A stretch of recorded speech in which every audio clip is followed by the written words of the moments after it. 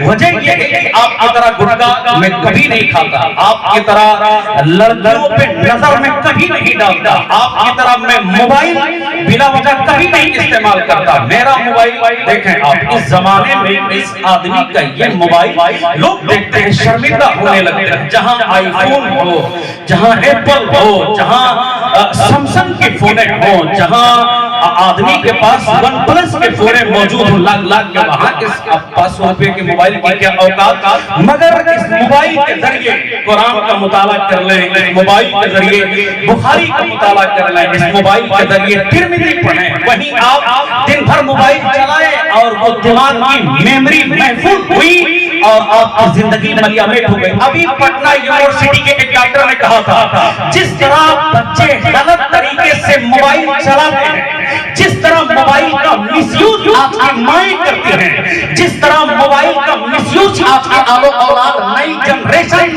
Young mind کرتے ہیں، آنے والے 20 سال کے بعد جس طرح لوگ اپنے ہونے والے دماغ کو یہ پوچھتے ہیں تو کماتا کتنا ہے، تیری آمدنی کتنی ہے، تیرے اخراجات کتنے ہیں، تیرا بینیفٹ کتنا ہے، اسی طرح آنے والے 20 سال کے بعد لوگ اپنے داماد کا چیک اپ کرائیں گے اور کہیں گے یہ بتا کہ تو شادی کے لائق ہے کہ نہیں، مرد ہے کہ نہیں، قوت مردانگی تیرے اندر ہے کہ نہیں، مردوں کے ہارمون تیرے بدن میں ایکٹیو ہے کہ نہیں۔ یہ ساری چیزیں لوگوں سے دور ہو جائیں گی، نتیجہ کیا نکلے گا؟ سماج میں لچوں کی کثرت ہوگی، سماج میں ننگوں کی کثرت ہوگی، زنا بڑھے گا، سماج میں مکاریاں عام ہو جائیں گی۔ یہی وجہ ہے کہ آج موبائل کو آج ہم کو تیار دینا ہے، موبائل کو آج ہم کو دور رکھ کر اپنی زندگی کو آگے بڑھانا ہے۔ بدعمالیات جہاں کہیں بھی بڑھیں گی وہاں مصطفیٰ کی حدیث ہے، وہاں کفار و مشرکین کا غلبہ تمہارے اوپر ہوگا۔ 60 سے لے کر 80 دشک، 80 سے لے کر 70 کے دشک کے درمیان جو فلمیں بنتی تھی یہ موویوں کے اندر عشق کا مزاج، تو ادھر جائے گی میں ادھر آؤں گا، تم میرے بغیر نہیں جیے گی، میں تیرے بغیر مر جاؤں گا، میسج کا انتظار کرنا، بدن میں اگلے پل کا آنا، یہ سارے بوال 1990 دلیپ کمار کے دور کے بعد شروع ہوئے۔ اس کے بعد کی فلموں کا جب آپ اتہاس دیکھیں گے تو ان فلموں میں لوگ کیا دکھاتے تھے، یعنی جو اس میں ویلن ہوتا تھا، جو گنڈا ہوتا تھا، اس کی زندگی ایک پرندے کے اندر قید ہوتی تھی۔ کیا مطلب ہے؟ آپ نے حاتم طائی ایسی فلموں میں آپ نے دیکھا ہوگا، آپ چونکہ پڑھنا میری عادت ہے، گروز کرنا میری عادت ہے، مثالوں کے ذریعے لوگوں کو سمجھانا عادت ہے۔ ان فلموں میں ویلن کو مارنے سے پہلے لوگ کہتے تھے ویلن بعد میں مرے گا، پہلے تم پرندے کو مارو تاکہ ویلن مر جائے، کیونکہ گنڈا اور ویلن کی جو اس کی جو پران ہے، اس کی جو روح ہے وہ کسی پرندے کے اندر موجود ہے۔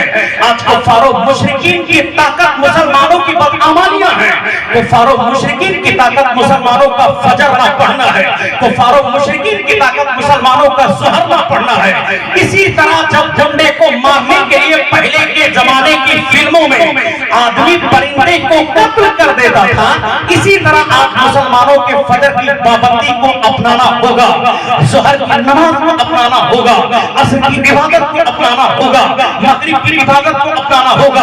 اللہ کا تو وعدہ ہے واللہ متم نورہ، کفار و مشرکین دین اسلام جو ایک نور ہے اس کو وہ مٹانا چاہتا ہے، مگر اللہ ہے جو اس نور کو بڑھانا چاہتا ہے۔ یہی وجہ ہے کہ مسلمان جہاں کہیں بھی مٹے، مسلمان جہاں کہیں بھی مرے، وہ اپنی بدعمالیوں کا ان کے اوپر سزا ہوئی، اور جہاں مسلمان طائب ہوا نتیجہ کیا نکلا کہ اللہ نے ان کو وہاں بلندی عطا فرما دی۔ نہیں سنا تم نے اسپین کو مصطفیٰ جانے دو عالم کے زمانے میں اندلس کے نام سے یاد کرتے تھے؟ اندلس کے مسلمانوں کو اللہ نے خود ترقی دی۔ اندلس کے مسلمان جب عیاشی کرنے لگے، امام اعظم ابو حنیفہ جیسے جلیل القدر لوگوں کی درسگاہیں وہاں سے دی، بلکہ امریکہ کو وجود میں لانے والے کولن بکس نے کہا تھا اگر آج امریکہ کا ایجاد ہے، امریکہ کے پاس شکشا ہے، امریکہ کے پاس ایجوکیٹڈ ہے، امریکہ کا بچہ تعلیم کی باتیں کرتا ہے، احسان مسلمانوں کے پیغمبر مصطفیٰ جانے دو عالم کا ہے، اگر اس قرطبہ کی مسجد سے بیٹھ کر ہمارے سینے میں علم نہیں آتا تو ہم آج یہ دنیا امریکہ سپر پاور کبھی نہیں بنا پاتے۔ نتیجہ کیا نکلا؟ اندلس اسپین کا مسلمان جب عیسائی کی لڑکیوں کے ساتھ چمٹنے لگا، اپنی زندگی کو برباد کرنے لگا، اپنی زندگی को मलियामें करने लगा, ईसाइयों की महफिल में आना जाना, गिरजा घरों में जाकर नाच और महफिल को सजाना। नतीजा क्या निकला? अल्लाह ने वहां पर मुसलमानों की हुकूमत को कमजोर कर दिया। नतीजा क्या निकला कि बाद में ईसाइयों ने उन्हीं मुसलमानों को कत्ल करना शुरू किया जो ईसाइयों की महफिल में जाकर नाचते रहे, ईसाइयों की लड़कियों के साथ दिल लगाने की बातें करते रहे। उन्हीं लोगों को ईसाइयों ने बदतरीन तरीके से कत्ल किया। आज स्पेन में अगर सवाल नहीं आता, अमेरिका मुसलमानों के गुलामों का मुल्क होता, हुजूर के गुलामों का मुल्क होता, और जब अमेरिका मुसलमानों का मुल्क होता, मुस्तफा के गुलामों का मुल्क होता, तो अल्लाह उनको इज्जत अता फरमाता। लेकिन नहीं, स्पेन और अंदलुस हाथ से गया। उसी जमाने में दुनिया ने देखा मुसलमानों की एक बड़ी राजधानी जिसको लोग इंडोनेशिया के नाम से जानते हैं, मुसलमानों की एक बड़ी रियासत, मुसलमानों का एक बड़ा मुल्क जिसको लोग इंडोनेशिया के नाम से जानते हैं, वो सामने आती रही। क्या तुमने सहाबा की जिंदगी को नहीं पढ़ा? हुजूर के एक सहाबी का जिक्र मैं यहाँ पर करूं, उसके बाद नासिहाना तौर पर चंद बातें आपको सुनाऊं। उससे पहले हुजूर की एक हदीस सुन लें। सरकार कहते हैं, the house in which Allah is remembered and house in which Allah is not remembered are like the living and the dead। हुजूर कहते हैं, मसलुल बैतिल लज़ी यज़कुरुल्लाह फीह वल बैतिल लज़ी ला यज़कुरुल्लाह फीह मसलुल हय्य वल मय्यित। मुस्तफा कहते हैं, the house in which Allah is remembered, एक वो घर है जहां अल्लाह का जिक्र होता रहता है, मुस्तफा का जिक्र होता रहता है, अल्लाह का जिक्र होता रहता है।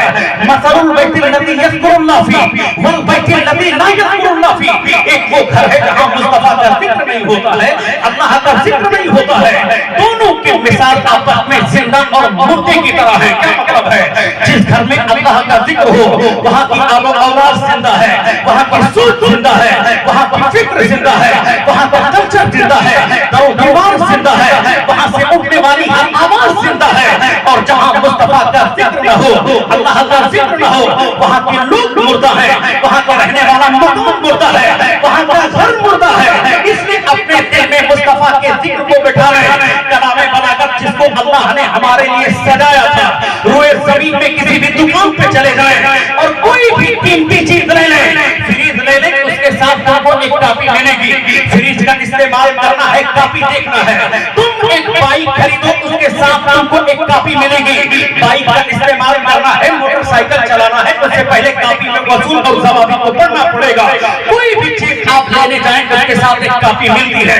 मुस्तफा ने तुमको जिंदगी दी है, हाथ अल्लाह ने दिया है, आंखें अल्लाह ने दी है, ज़बान अल्लाह ने दिया है, और इन सारी चीजों के साथ अल्लाह ने एक किताब कलामे बलागत तुम्हारे दरमियान रखा है। कलामे बलागत को पढ़ता था, समझ में आए कि हाथ का इस्तेमाल कहाँ करना है, पैर का इस्तेमाल कहाँ करना है, ज़बान का इस्तेमाल कहाँ करना है, आंखें अल्लाह ने दी, इसका इस्तेमाल कहाँ करना है। जिसकी सोच बुरी होगी, जिसकी ज़बान बुरी होगी, जिनकी आंखें बुरी होगी, जिनका कदम बुरा होगा, इसके लिए मुस्तफा ने कहा था, हाथ कभी ज़िना होता है, आंखों कभी ज़िना होता है, ज़बान कभी ज़िना है, पैर कभी ज़िना है। सहाबा ने कहा था, या रसूल अल्लाह, एक आदाए मखसूसा को एक आदाए मखसूस में दाखिल करने का नाम ज़िना है। ये हाथ से ज़िना कहाँ से आया? आंखों का ज़िना क्या मतलब है? मुस्तफा कहते हैं, हाथ का ज़िना ये है कि बुरी चीज को पकड़ लिया जाए, आंखों का ज़िना ये है कि बुरी चीज को देख लिया जाए, पैर का ज़िना ये है कि बुराई की तरफ कदम को बढ़ा दिया जाए। आज हमारा सारा वजूद ज़िने में डूब चुका है। ज़िना करने वालों के ऊपर नहुसत की बारिश होती रहती है। हमने अपनी जिंदगी में कभी गौरव नहीं किया। फिजिक्स हमने पढ़ा, केमिस्ट्री हमने पढ़ी, बायोलॉजी हमने पढ़ी, स्ट्रैटेजी हमने पढ़ी, इंजीनियरिंग के माहिर हम हो गए। आईएएस की तैयारी हमने की, आईपीएस की तैयारी हमने की, स्टेट पीसीएस की तैयारी हम करने लगे। मगर अल्लाह ने जिस चीज को हमारे लिए जरिए निजात बनाया, उसी किताब को आज हमने ताक पे रखकर रब्बे काबा को नाराज कर लिया है। नतीजा क्या निकला कि कल तक जो सूद चमार हमारे खेत में काम करता था, आज वो हमको आग दिखाने की बात करता है, आज वो हमारी जिंदगी को बुझार देने की बातें करता है। कुफार और मुशरिकीन के कल्चर को पहले हमने अपनाया और उसके बाद उनका कल्चर जब हमारे ऊपर आ ही गया है, आज वो हमारे हिजाब के खिलाफ लोग बोलने लगे, हमारे दीनियाम के खिलाफ लोग बोलने लगे। वरना कल तक हमारे कल्चर को लोग अपनाने की बातें करते थे। इसीलिए एक मशहूर राइटर ने कहा था, मैंने अक्सर देखा है हिजाबी गर्ल को जिंदगी गुजारते हुए بھی ان کو دیکھا ایک نئی سوچ کے ساتھ، تو وہ صحابی کی بات رہ جائے گی، اس لیے ساری باتوں کو یہاں پر چھوڑ کر مصطفیٰ کے اس صحابی کی بات سناتا ہوں جس کے اندر دین